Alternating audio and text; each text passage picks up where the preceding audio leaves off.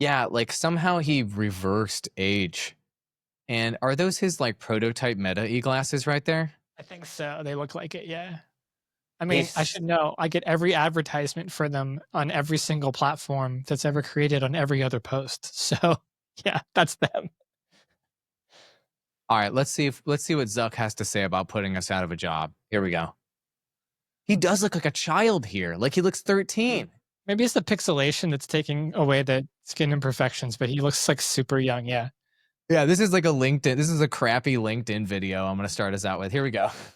One is just the transformation of the ad system, right? Where it used to basically be, if you wanted to run ads, you had to come up with your own creative and you had to come up with who you wanted to reach. You had to have a sense of who your customers were and do a lot of your own measurement. And over time, we've just automated more and more of this stuff. So the basic end goal here is any business can come to us, say what their objective is. I want to get new customers to do this thing. I want to sell these things. Tell us how much they're willing to pay to achieve those results, connect their bank account, and then we just deliver as many results as we can. And in a way, it's like the ultimate business results machine. It's probably, I think, going to be one of the most important and valuable AI systems and business systems that gets built. Now, obviously, there's a whole ecosystem around this stuff. No one company is going to do everything in advertising. There are all these companies that specialize in doing creative work, and they'll keep on doing that. But it will be possible in the future that if you're running a small business or maybe even a larger one, you won't even need to have to start off with a creative. Maybe you can, maybe you'll get better results, but you could just come with a goal and how much that's worth to you, and we'll just deliver results across our platform. So I think that's cool, and I think is going to pretty dramatically change what advertising is. Historically, advertising has been about 1% of global GDP. But that includes all the stuff that's really inefficient. Like you buy a billboard and like 3/4 of the people who see the billboard are not target customers. So when you actually can change it so it turns into this AI business results machine, I think that just like the overall internet economy is going to grow, I would guess that what we currently think of advertising will grow as a field and will be a larger portion of global GDP. Wow. Mark Zuckerberg coming with the mind-blowing proclamations once again. Just plug in your bank account and Meta AI will handle creative media buying optimization. Did the $1 trillion ad industry just get all control deleted to itself? Then we're going to go over today a prototype of a AI Marketing Plan GPT that's already cranking out 200 bespoke marketing plans per day with no CMO required. Am I putting myself out of a job as a marketer? Welcome to Not Corrupt Show, where we kill bad marketing with fire and double down on what works. Hello, I'm the CEO of Not Corrupt Media. I'm best known for shilling webcams. You've probably seen me on YouTube. During COVID, I sold about $5 million worth. You're welcome. My name is Andrew Wall, and with me, I've got Managing Director of our marketing agency and former #1 Mobile Legends Bang Bang live streamer on Facebook Gaming, shilling for the Zuck, Andrew Perrin. What's up, buddy? We're still going with that, with the Mobile Legends thing. I'm pretty sure Facebook Gaming died a long time ago, but sure, I appreciate the intro. I was never #1 total, but we can joke about it for fun here. That's fine. Well, that was going to be the future at that time with Zuck. Let's get to it, because this is a crazy proclamation that Zuck is making here. He's basically saying that Meta's AI will handle everything from ad creative to checkout. Essentially, just give us your bank details. And so I'm wondering, for the average business out there, let's say they see this post here from Mark Zuckerberg and they're like, thank God, I can't afford to buy a marketing agency. I can't afford to pay a CMO. I can't afford the tens of thousands of dollars. I just need people to show up to my auto shop. I need people to book my cleaning service. I need people to walk in the door at my law firm. Do you really think that there's just going to be a click and business shows up kind of future here with AI backing the Meta platform? I mean, Zuckerberg is poised in the best position to be the person to be able to make that happen. I mean, I've been doing Facebook ads for 14, 15 years now, and I've watched the landscape change. It is still the most powerful advertising platform. But there's a lot of assumptions here, right? This assumes that Zuckerberg's still owns a large portion of like the social media landscape to market to. It assumes that we even still interact with social media in this like post AI content world and the way that we do now. And so users will have to be viewing ads there as well. It assumes that that Meta continues to have like user growth year over year, month over month. So far they have. I just did some research like before this call, checking to see, because I know that Meta wasn't doing so hot a couple of years ago, but Instagram's still blowing up. The capture is about the 18 to 24-year-old demographic. It's the number 3 social media platform. Facebook isn't really growing as much, but it still has predominantly 25 to like 45, the older demographics and boomers in there, millennials. And then they have WhatsApp. So as long as users still keep interfacing with these platforms, he's still going to have a dominance on advertising. And advertising is going to be even more important in a post-AI content world because you're going to have to get noticed through all of the AI slop or all the crappy content somehow. And so the value of $1 on advertising, in my opinion, is going to go way up. So I think he sees the picture here, and I think he's right on the money. You know, so much so that he wants you to connect his bank account. That statement's like super telling what's going on in his brain, right? But yes, it's scary though that it's going to be Meta that's going to do it, because we know all of Meta's issues. We know Meta likes to harvest our data. We don't know what they're going to do with it. And if you're just going to give them the keys to all the secrets of your company, which you and I know, Andrew, like in order to do good marketing, you kind of got to know the ins and outs of the company. You can't just come there and say, hey, make me great marketing, Facebook or Meta, without knowing anything about my business. You're going to have to give up your business secrets to be able to get customers. And that's what Meta and Zuckerberg really want here. They want your business secrets. They want how your business is run. They want to harvest that data. And that's definitely part of the equation. Okay. So let's assume this future is true. There's a $1 trillion plus per year marketing industry out there where human beings like you and I go discover companies. We go understand everything about their business. We create a unique message. We create branding. We make creative. And then we create a compelling message and argument as to why people should click, the whole funnel, the whole 9. So in order for Meta's platform with AI on the back end doing that, essentially AI would be replacing human beings like us that would be going through the discovery process on these businesses, and then would be going through the creative process with these businesses. And then it would be able to deliver compelling advertisements that convert. So in order to do that, it sounds like what you're saying is that it will need to essentially ingest like the documents in your Google Drive. It will need you to give it transcripts of conversations about your company. You'll need it to feed Meta more data about your company in order for it to do the job.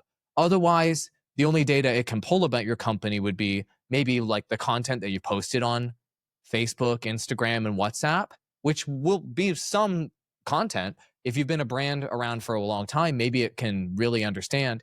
But the thing is, the AI won't be able to understand future product launches that you have yet to talk about. So you're going to need to feed it all of that proprietary information ahead of time.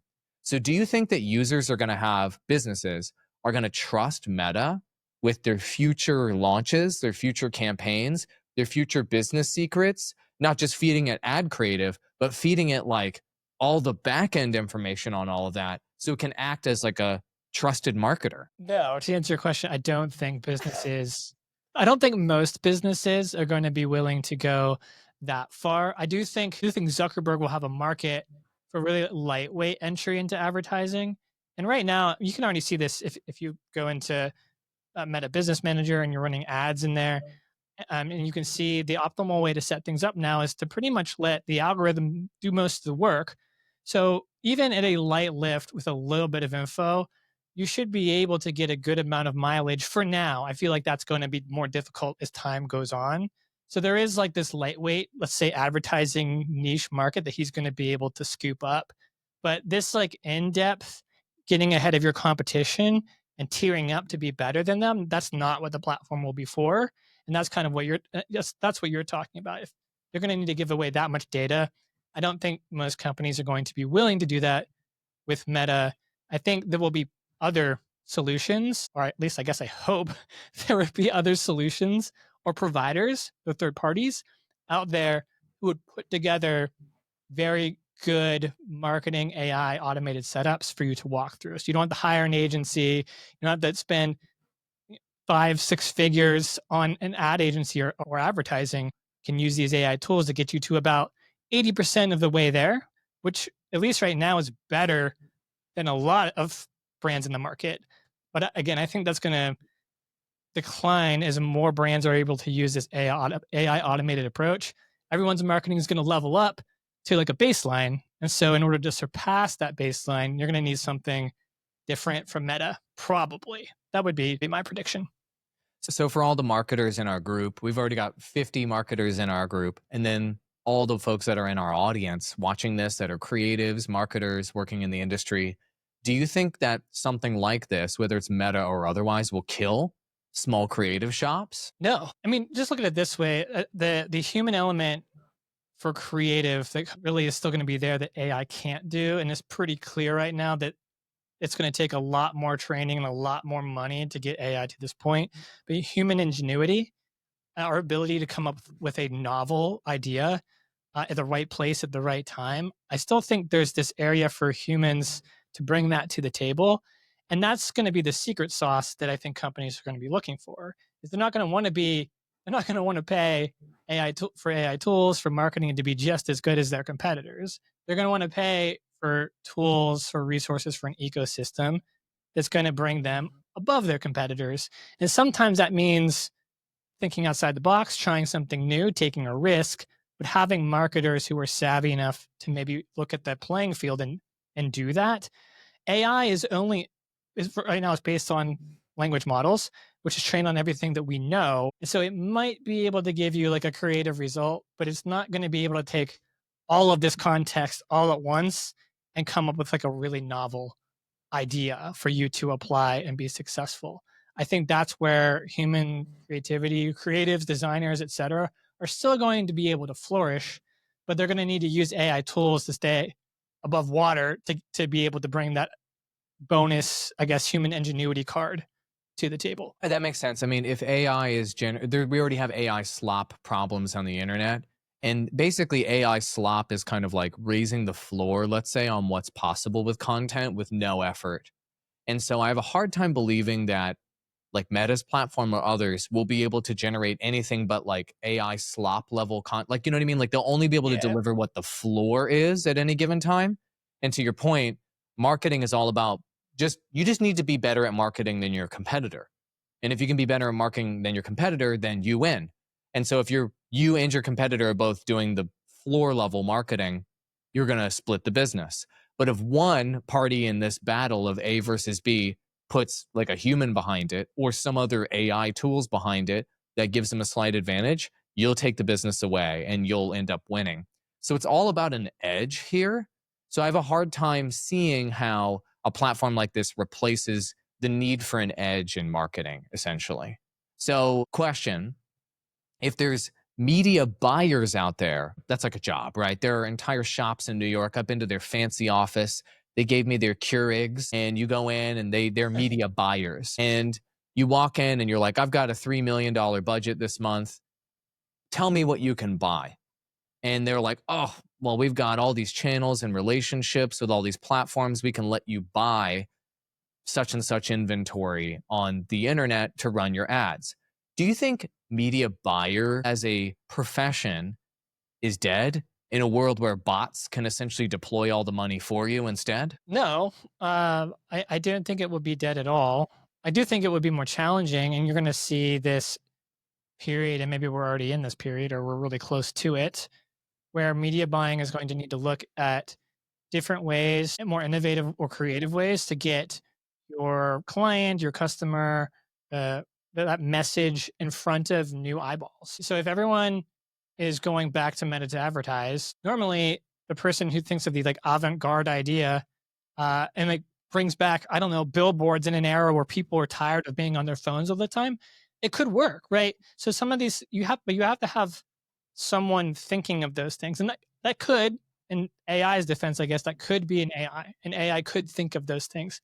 But I think there is still room for media buyers to be looking for new ways to get to get eyeballs in front of a customer's product or a business's product, right? Because that's going to be more challenging. So actually, media buyers have a really interesting area coming up where they could succeed in their business by figuring that out ahead of the game because they know the problem. You just said it. AI slop is going to be a thing. It already is. It's going to get worse. If there's so much content out there, we're bombarded with it. What are these media buyers doing with your money or offering what they can do with your money to get your message out there? I'm sure that there are things that can be done, right? Maybe they create a new platform. Maybe they use AI to create something different, totally different. Maybe they go back to old school, like I said, billboard ideas, but something creative there. Who knows? It seems like you and I are swirling agree with around. him? It seems like you and I are swirling around the idea then that even if Meta or other platforms raise the floor in terms of being able to run ads more easily, convert more easily, figure out your audience more easily, there's still this concept of needing an edge as a brand versus your competitor. And it seems like the human strategy, let's say, is the difference between company A and company B succeeding. I guess the only X factor there would be if there's an AI that you can buy in the future that's more expensive that could give you a strategic edge instead of a human, that's where the humans wouldn't be needed at all, which takes us to our next segment. So I literally built one of these to maybe put myself out of a job. And I know you've been kind of helping me with this. I posted an article on LinkedIn about how I built it. And the title of the article is that I put my brain in the ChatGPT store and the results shocked me. And so I'll show you guys on the screen quickly what I put together here directly in ChatGPT. I'm not trying to hide any secrets. Happy to share with you guys what I've actually put together here. So in ChatGPT, you can go create your own GPTs. I created one called AI Marketing Plan GPT. And right now, after just a couple weeks of it being live, it's having 200 new conversations with people every day. I programmed in all of my logic, all of my marketing framework, even my soul I put inside this thing. And now it's just helping people around the world that I've never met using my marketing strategies as a CMO. Am I putting myself out of a job? Check out how you build one of these things. It's actually not as hard as you would think. So when you go in to edit your GPT, you basically can go in to configure it. And the key things that matter the most when you're building your GPT are your knowledge base. And so think of the knowledge base of your GPT as something like your brain, essentially. Like, what are all those things, Perrin, that you and I have learned over the past 15 years about marketing that we would want to bring to other people in a AI conversation? So here, I programmed in 4 marketing frameworks that I like to use with clients. Number 1, creating grand slam offers. Number 2, how to coach people, coaching habit. Number 3, how to do the start with why framework about you should talk about your vision and your why behind your brand. And number 4, I forget what the other one was. It doesn't matter. Pick your frameworks. Then I also programmed in actual conversations I've had with actual clients. I took 100 different clients that I've consulted with that I've recorded transcripts of. I anonymized them. And then I consolidated down how I actually worked with clients into anonymous transcript document dumps. I dumped them here in my GPT. So now it knows how I work with clients, how I coach them through novel problems of countless varieties. Then the last document I put in here, so that would be like the voice is what I'd call that. Then the last part is giving your GPT a soul. So I actually just sat and talked into my microphone for like an hour about everything I believe in when it comes to marketing and ethics and how I approach the world and how I care about people and I want to do the right thing. All that crap that's uniquely me that I call my soul. And I dumped that down into a values and beliefs document. I essentially put my brain, my voice, and my soul into AI here in this knowledge base, which is crazy. Then on top of that, you layer in a set of instructions that you can give the GPT on how to address people. You tell it who it is, what its mission is, how it should go about conversations with people, what its tone and guardrails are, what call to action you want it to do, and give it some other things like how to reference the knowledge base, what's prohibited, and these sorts of things.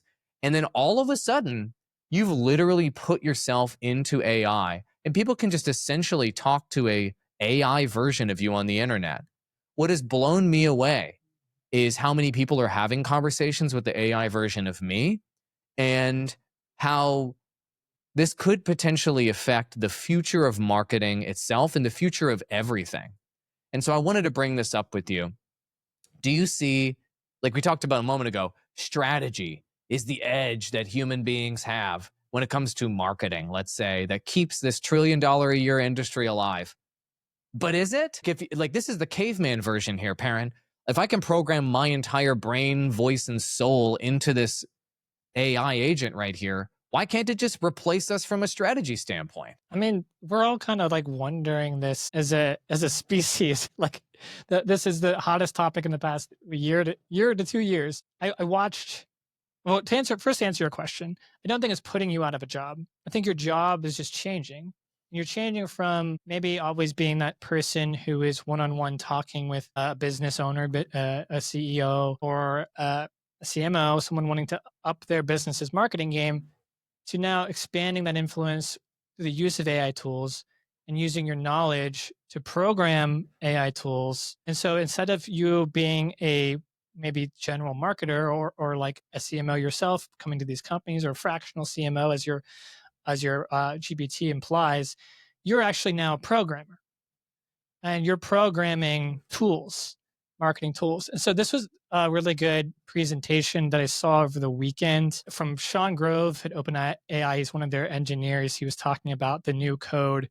This was at the AI Engineers World Fair. I think it was over the weekend I saw it. He talked about how marketers, lawmakers, people who can write specification and can write documentation, because LLMs can understand this and translate it into an actionable result, you've become the new programmers. Code or whatever is like, it's an ancillary thing. We're never really, code is just a means to an end to get the product. And so you're taking a different path where you're not coding in code, but you're documenting and you're specifying to this LLM to create this new marketing tool. So it's not taking your job has just changed. And I think this is the case across many different vocations, right? I mentioned lawmakers before. Lawmakers are exceptionally good at writing documentation, legal documentation. And so they are going to be very good at programming tools that can help people with legal documentation. And so, I mean, it's just changed. I think also, to add to that, one thing we noticed when we work with clients was there's always a trust thing that needs to form. We talked about sharing all your business secrets with Meta before to like get good marketing. Most people aren't going to want to do that. Why did I say that? Because you and I talk to them all the time, and they need someone that they can trust with how they're running their business in an intimate way to actually market it better. And in order to have that trust, it normally needs to be a human being. I suppose you could say you can trust an AI bot, but if that AI bot is Anthropic's, or if it's OpenAI's, and you don't know what they're doing with the data, I mean, they say they're not using the data, but are you 100% sure about that? Maybe I'm being paranoid, but you get what I'm going after now is this element of human trust that's still there, that the AI doesn't necessarily solve, right? Yeah, but isn't your human marketer, in all fairness, just going to take the data that you share with the human marketer, and aren't they just going to go plug that into their GPTs and their AI platforms to help generate marketing documents for you? So it's not like the human is just keeping it in their head and using their meat sticks now to type documents and to do things. Like, we're just the human interface, essentially, with a client that we then go use AI ourselves. So obviously there's an extra layer of trust that the human interface is a trustworthy one, that cares about you, isn't going to use the data to screw you over. True, but you're still feeding it to the bad guys, are you not? I mean, yes, currently that's the way. Now, I think as we see AI, especially large language models, progress, I think we'll see more open source catch up to the big business ones.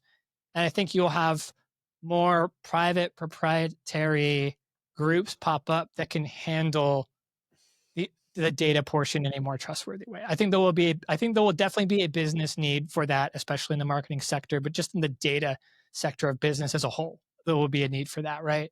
So yes, you're right. I'm not going to like refute your point. I think you're right on. I think what I'm maybe getting at is the human interface is preferable in a lot of cases, even if they are going to like go put it into the AI thing. The difference is you know what to put into the AI thing to get the result that you want. They don't know enough marketing yet, depending on who you're talking to, right? They know a lot about their business, but they might not know as much about how to market it. So they don't necessarily know how to program through, again, the specification of the documentation, an LLM to get a better result. So they're still going to rely on someone who can do that for now. That might progress to a point where that's not a thing. But for now, that's currently a thing. Okay, that makes sense. Then let me ask you this. I thought another angle here with these, all the marketers out there, feel free to steal my ideas, I guess. I was thinking of these AI creations like this as essentially, is it a replacement for a lead magnet? So everybody out there makes like, top 10 PDF plays book. Just enter your email in my marketing funnel and you can get the 10 things that'll make you do whatever the thing is faster. Or enter your email here and you'll get a webinar. Or enter your email here and you'll get this lead magnet, etc. A presentation that I put together. Well, wouldn't it be more useful to have an AI like literally coach you through, let's say, whatever problem and actually give you a custom answer than just reading a generic PDF that addresses everyone, watching a generic webinar that addresses everyone, reading a generic email sequence that addresses everyone? Don't AI lead magnets make a lot more sense, and aren't they a lot more useful? So the question I had for you is, do you think AI lead magnets, like whether it's a chat, whether it's an agent, giving you a custom answer to your question versus the static answer that's been what we've used for the past 15 years as marketers with lead magnets, do you think AI is going to replace the static lead magnet thing to where the standard will be like your lead magnet should talk back? Uh, man, there's a lot there. There's a couple of different angles there. So one, especially with ChatGPT, I guess with most LLMs, LLMs are designed to give you the answer that you want, designed to assess through like the mathematical text input, the best mathematical response that the user would like. And so it's going to give you an answer that you would like.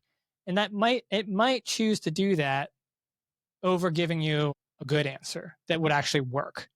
So if you're maybe not the marketer inputting this information, and I think that a lot of the people maybe using your GPT are not. They're looking for a marketer, but they're not necessarily one themselves. So the biggest challenge with that GPT is it actually giving them what they need to hear to be successful? Because in some cases, you and I know this, sometimes marketing, we gotta lead with an honest, hard-hitting truth about what their brand is doing, how they're executing from a business standpoint, from the marketing perspective. And I think that ChatGPT specifically is not going to want to go in that realm. Whereas a human might be able to look at that and say, this answer looks right, but it's a red herring. It's going to lead them down the wrong path. What they really need to do is what everybody else is doing. So maybe this PDF result, that it was what everybody else is doing. Sometimes if the wheel's not broke, don't fix it. If everyone else is doing this formula and it's working, I mean, we know this on the marketing side. Sometimes you just execute that formula and it will work for you. But there's nuance there. And that part for nuance, I don't know if the GPT can do that either. I am excited for there to be some other lead magnet other than PDFs, other than what it has been. It's refreshing that there's something else out there to be able to talk at like a casual level about your marketing, get you more interested, get you more engaged on certain elements and make you think about it more, and then maybe introduce you to a human or something that can give you some more nuance and point you into an even better direction. So, I mean, in terms of, is it better? I don't know. If you're the one running it, you tell me, do you think this is better than like the old lead magnet strategy that's been running in the business for like more than 12 years now? It's been a long time. Yeah, the biggest downside with asking anyone in the world to use like an AI and talk to it to get answers is that they have to do something. So most people are lazy and most people are below average intelligence. It's just a fact. Okay, we can put the lazy part aside. Maybe that's my subjective opinion. but most people are below average intelligence, or at least half of people are below average intelligence. So the point of saying that is not to insult half of the people watching this right now. It's to say that most people aren't very smart. They just aren't. And so asking them to interact with an AI to find intelligent answers for their business is unrealistic. Like, just period. Number two, people just want the answer. And so giving them something like the PDF is like giving them the answer to the test. Asking like, would you rather talk to the smart kid in class, who if you talk to him for a while, he can help you figure out the answer to the test? Or would you rather just be handed the answers to the test? And the PDF is kind of handing people the answer to the test. And so I think the PDF is still, or just delivering the answer, is still more appealing because generally speaking, people are lazy and they're not very smart. Now, people that are very smart may prefer to interact with an AI because they think they're smart, right? And they want to test out the answer and they want to think it through and truly understand it. But I actually think that's the minority of people in the world. Actually, that's an interesting perspective. And then my immediate thought was, you're right. But the difference is when you're handing the answers to the test analogy. In this case, if you're handed the answers to the test, if they're lazy, you still have to do all the work that's in that PDF to like get the results of that PDF. And normally that's like a pretty huge plan of like how to run your YouTube channel strategy or whatever, right? Like we've seen these a million times. It's not a small amount of work normally. Or it's like an online course that's like 10 to 15 hours that you got to like plow through, right? The difference, I guess, is an AI assistant can start to help you do all of that work. So if you are lazy, it can kind of pick up some of that slack and push you along. I mean, at least right now when we're going down like agentic AI structures, especially in marketing and all these flows that can get you from nothing to export it on YouTube right away, that's definitely helpful instead of doing all the work yourself. So I think there's like an element to both sides where this works, but the biggest part of the problem is it still will only get you at best 80% of the way there. You have to take it the rest of the way home yourself, for sure. I think Zuck is on. The more we talk about this, the more Zuck is onto something. People are lazy. They just want to connect their bank account, click the button, and have business show up. He's right. That is the magic that people want in business. Like people, I've talked about this privately with you and Mona and other people in the business. All of the clients that we work with that are CEOs, CTOs, visionary people, they just want to spend their entire budget and all of their time making an incredible product and an incredible experience. And they want to spend $0 and zero time marketing it. And so when Zuck says something like, I can just let you connect your bank account, click a button, and all of that crap is no longer a problem, he is speaking to the deep desire of every business, if we're being honest. Which business actually wants to do marketing? Zero businesses actually want to do the marketing. It's just a necessary evil to get clients. And so I do see how that message can be effective. So speaking of the agentic flows to get things done automatically, that leads us to our third segment of the show, where AI is already replacing us. So let me go over some stuff that's like the mainstream stuff, the stuff the normies have seen out there. And I'll talk about that normie stuff. Perrin, I know you're into that weird shit when it comes to AI. You know what I mean? That underground, you know what I mean? I don't That use the open normie source. stuff. I'm all open source. Yeah. So let's go over, just in case any of you guys have not already explored some of these items, or maybe we can open your eyes to them.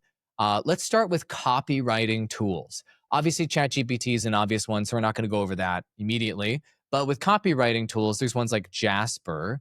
It sells itself as an AI co-pilot for in-house marketing teams. You can get long-form drafts, brand voice libraries you can choose from, collaborative style guides. It's all in like a SaaS model, right? They've got 100,000 active users that are using this right now. It's for marketers only. We're not endorsing it. We're just telling people what's out there. There's 150 enterprise logos you can jack, evidently, to use. And it's got 143 million in revenue. Not so bad after raising 125 million to tune its own algo. Okay. Let me just share a couple more options just so everybody can understand what's out there. Copywriting, copy.ai. It leans into a freemium thing. Any marketer can fire up a template for emails, LinkedIn ads, outbound, and then you can do an autopilot workflow, to your point, where you can get the agents essentially to work these workflows for you. So you can go super lazy, marketers. And so it does, and it's claiming to do end to end. And according to their own reports, the end of February this year, they had 16 million total users, 100 or almost 500% ARR growth every year, and 17 million in funding. So lots of money, lots of users flowing into this space. But wait, there's more. Another one out there, Right Sonic is positioning itself versus ChatGPT, crapping all over it, saying ChatGPT doesn't know you exist. And so what this does is it's a blog post generator, but it pushes SEO optimized and multilingual content for you globally, which can be really useful. Does AI images, and it had $8 million in revenue in 2023. We don't know how much now, but according to what they've posted publicly, they do millions and millions and millions of pieces of content monthly, and they didn't do any external funding on this, so they bootstrapped it. So the point of sharing these three examples, and there's hundreds more, is that tech companies are jumping on it, marketers. Whether you want to do like an all-in copywriting service, whether you want an agentic one, whether you want a bootstrappy one that does SEO, they've got it all. So my question to you, Perrin, is if AI is writing 80% of the copy, like, is there anything left for agencies to do? Should we just bill for the final 20%? Like, if writing an article used to cost $200, should we just bill $40? That'll buy us a couple Starbucks and maybe we'll live. What's happening here? Is just the role of human beings now just to polish what the AI's written? Can you take a turd and polish it to make it perfect? What are your thoughts? I mean, sure. You could take I always do it in terms of like an 80 to 20. I don't know why in my brain, but let's say it produces a result that's like 80% of the way there. Sure, a human marketing copywriter could take it to 100%. I have a pretty, I don't know, maybe it's a scathing opinion on this, maybe it's not, but I think all of these pop-up SaaS marketing platforms will be dead in a year, or they'll have a very niche small user base that isn't concerned with like what's new or developing in AI. They just happen to find this tool that works for them right now, and they're going to just keep using it. And so they'll maybe get a handful of really quality users that they can like hold on to, and maybe that's a business. I don't know. But you're seeing all of these tools pop up. Most of them are just a wrapper on ChatGPT. Like, I think it's really funny that, what was it, Right Sonic is like outing ChatGPT. They probably built their initial business. I think that's the only platform I've actually used of these ones. But like originally it was just ChatGPT AI calls, API calls. So, I mean, it's funny that they're going against that. It's probably not that now, but there's a reason. As soon as I saw that line, I can sense that, like, a little bit of the animosity from their company, because people would just rather go to ChatGPT to do this stuff. The problem for me with all of these platforms is they make it more complicated than simplifying it. I have to learn this new interface. I have to learn how you like set up all the tools, and I have to like navigate all of it. Most of these developers are adding more complexity to it. Whenever you just have to go to ChatGPT and say, hey, can you make me this? Maybe it doesn't have the voice templates right away or whatever, but you don't have to figure out how to use it. You just have to talk to something. And so all these platforms who are like making these complex interfaces and tools, I think are going about it the wrong way. And yes, will some people use them? Sure. And there are people using them, and they're getting great funding. That's because right now everyone wants to fund any sort of AI project at all, because everyone's buying them up, but they're not going to last. There's like a million SaaS projects coming out, and the landscape changes too fast for them all to survive. So you might get used to this. I don't know. I keep picking on Right Sonic, but we'll keep going with it. You might use this for a year or two, and like better tools are going to come out than this, and they're going to be able to do more. They're going to and it's going to take you less time. And unless Right Sonic can keep up, then they're going to be dust. So I don't like any of those tools, because I've always just found talking to any of the LLMs myself is just, it takes less time and less money. I don't have to pay some third-party provider other than, I don't know, maybe my subscription to ChatGPT or whatever. Right now it's Claude. But outside of that, I don't want to pay for that plus 3 different SaaS tools to like get my marketing done. That's just doesn't seem reasonable to me. Yeah. I largely agree that these SaaS products are working off of an old paradigm where it's assuming, like in the case of SEO, I I actually don't think that SEO writing is going to matter by the end of the decade. I think there's a business to be had right now. I think there's funding to be acquired right now, and I think there's SEO writing to be done right now by AI. But if you thought that I was running a strategy. I tested it about 4 years ago with a business partner of mine where we were having relatively cheap writers write just tons of articles per month. Like it was 20 or 30 on my own personal blog, like per week, and just pumping out SEO articles. Now with AI, you could do hundreds per day, right? And so the floor on SEO keeps coming up, the lava keeps rising. And as the lava keeps rising, your opportunity to survive and thrive is shrinking and shrinking until you die. And so a lot of these are operating off the assumption that SEO writing is going to matter, but I kind of see it as the lava is rising and then the level is over. It's kind of like those levels in Mario where you have to hop to the platforms as the lava is about to get you at the bottom. And eventually, if you don't get out by the end and go through that door, you're dead. A lot of these are operating off of an old paradigm. But putting SEO aside, direct communications to customers that are customized, like outreach and like email, even. I think that DMs and things like that will remain relevant in the future in marketing, and that having AI writing tools to do those will be helpful, maybe forever. Human beings will be reaching out to other human beings to sell them shit until the end of time. And so I think that they can be helpful. The issue we've been running into with that, and I'm sure you've experienced this too, Perrin, my inbox is full of nothing but AI slop. My text messages are full of AI slop. My email boxes are all my DMs on LinkedIn and X are full of AI slop, where the AI will identify one aspect of something I posted. It will tell me something relatable and then try to sell me some garbage. And so, just like with everything else, what's your edge with your outreach versus everybody else who's just doing AI slop outreach? Everybody else is just using these sloppy platforms to do their outreach and just hoping to get the change at the bottom of the couch. But eventually the lava rises and everybody dies. Last piece here is I do think it's useful, and I'd love to hear your counter argument. It's really, really hard, and we've tried this for our own clients, and I think you nailed it with one of our enterprise clients. It's really hard to nail brand voice with AI. Now, luckily, ChatGPT's natural brand voice is my natural brand voice is Andrew Wall. I've always written like a GPT, and I kind of am one in real life. But other people have different personalities than ChatGPT. It's very hard to get ChatGPT to write like someone else effectively and consistently. So do you feel like there's a use case then for a SaaS platform like this that can offer different brand voices to write, like a young person for a fashion brand, or to write like boomery crap to scam people out of finance stuff or whatever? So what are your thoughts on brand voice? Because I know that you've been frustrated with that in the past, haven't you? Yeah, it normally takes a lot of iteration with LLMs to get a good brand voice, and to a point where I found myself using LLMs for so long. And when I went to just go back and just write it myself, it was just easier. It just took less time.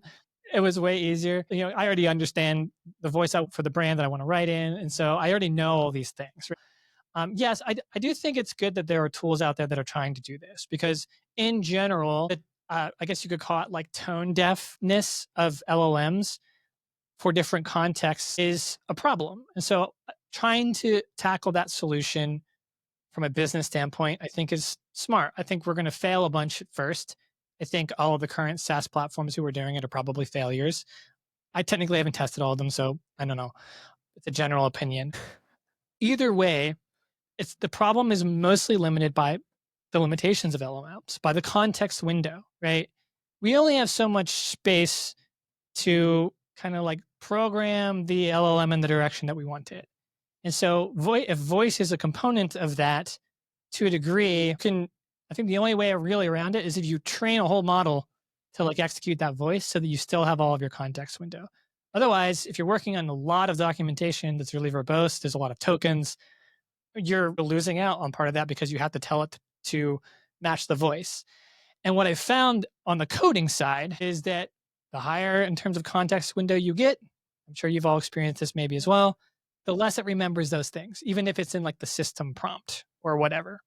And so the only way around it is if people start training models specifically on voices. And I'm not sure if that's what Right Sonic did or not. Maybe they did. That would be great. I think that's a smart way to do it for now. They're going to reply in the Either way, comments and be like, we never used ChatGPT. This guy's an idiot. It's been in-house model the whole time. They're going to turn out to be the best people saving puppies and stuff. And you're going to turn out to be a scumbag. Sure. And I would just preface it all with, I tried it one time for like not even an hour. So take my opinion with the greatest salt. You got a lot to say about a platform you use in less than an hour, bro. But I guess my point still stands is I think we have a long way to go on this. I mean, you've all seen it when ChatGPT just has an output, you can, even when it's trained in voice, it still smells like ChatGPT. You can tell.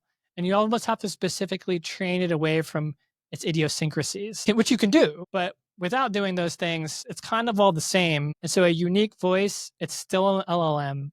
It's still not human. It's still only going to get you about 80% of the way there. There's still like this 20% there that right now, at least, a human's got to take you the rest of the way. So that 80% is better than what a lot of other people are doing, I will say. Got it. I wish we had time to talk about image generation, video generation, as well as AI influencers. You know what? Let's take that up in the next episode of Not Corrupt Show. So I don't know if you prepared anything at all for this, but I'm going to make you do it anyway, because we're going to end this episode. And it's called our segment that I just made up called 2026 Crystal Ball. And so in 1 minute, I want you to make the biggest change prediction in marketing by 2026. In marketing? So like basically summer in 2026, biggest change you think that'll happen in marketing within the next year. What is that going to be? So I get like a...